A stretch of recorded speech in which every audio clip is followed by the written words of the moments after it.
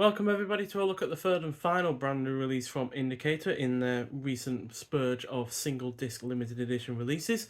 And the third and final one is 1929's Thunderbolt. Yeah, this is directed by Joseph von Sternberg, who I've already got Indicator's six film box set of his releases.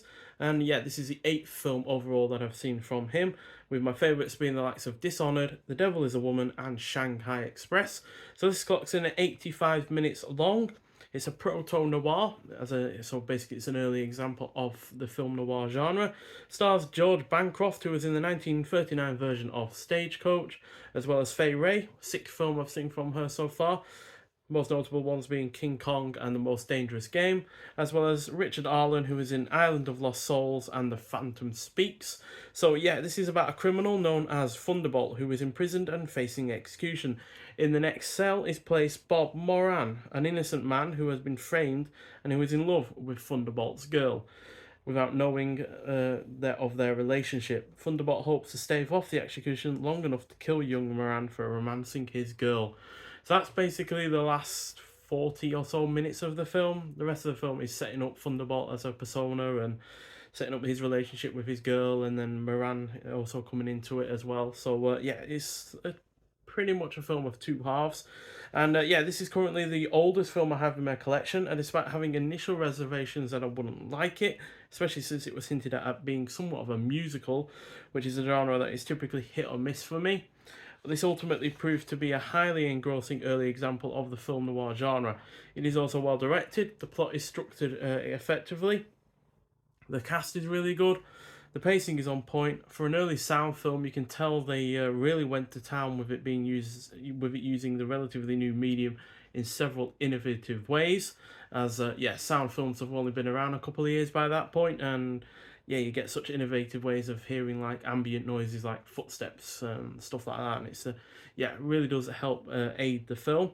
The music is decent and the production is solid. So yeah, it does have some song numbers in it, but it's typically only a single singer singing them, rather than like a typical musical where everyone suddenly knows the song and everyone is suddenly hearing the same music. So yeah, it's not quite like that, thankfully. So yeah, overall a really solid film, and yeah, the third film in a row from Indicator that I've really enjoyed, and yeah, it's one I do highly recommend, especially if you're into your early sound films or your late 20s films. And yeah, this, like I said, is the oldest film I now have in my collection, and yeah, did not disappoint. It really doesn't feel its 94-year-old age. So yeah, well worth getting, and I like the reversible sleeve artwork as well, although I also really do like the new artwork that goes with it.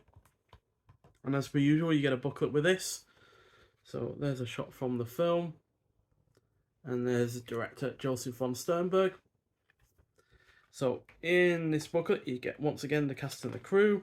You get Black Cats and Stray Dogs Thunderbolt by Pamela Hutchinson from this year, which yeah, I'm sure are all as interesting as usual. So yeah, there's Fay Wray and George Bancroft at the top there.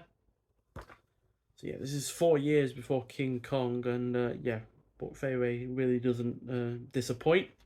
You can see why they chose her to be in the likes of King Kong. And then you got Making of Thunderbolt. A number of contemporary reviewers of Thunderbolt noted the familiarity of the world it depicted from the front pages of daily newspapers. For the Roaring Twenties was also the decade when organised crime and criminal gangs took hold in America, largely as a result of Prohibition. The film was written by Charles and Jules Furfman, and the former told one reporter in 1929. So that's basically, yeah, he told them about the making of Thunderbolt in the same year as its release. So there's Fay Wray again.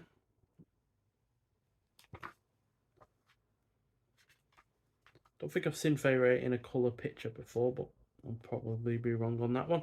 And then you got critical response from the time.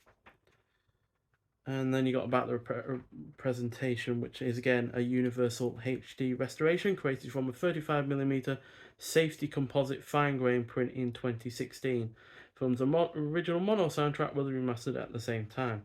You also get another poster at the back there as well, which is all nicely done. So yeah, all three of the films that Indicator have released lately, I've given 4 stars, including this. So, yeah, I'd say probably Night Has 1,000 Eyes is my favourite of the 3.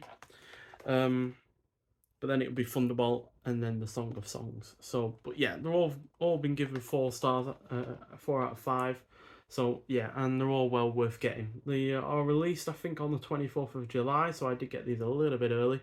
But yeah, well worth getting all 3 of them, especially if you're into these kind of films. So obviously, Thunderbolt is an early sound film, so that's it's interesting historical aspect. And then you've got the Song of Songs, which is a different kind of romance drama from Marlene Dietrich.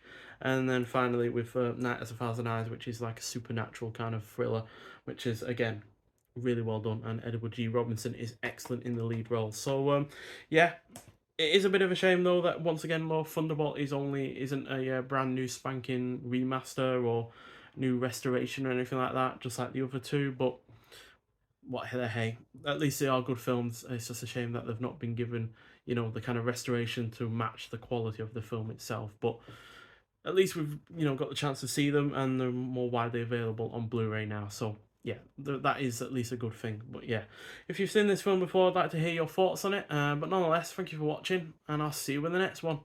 Bye.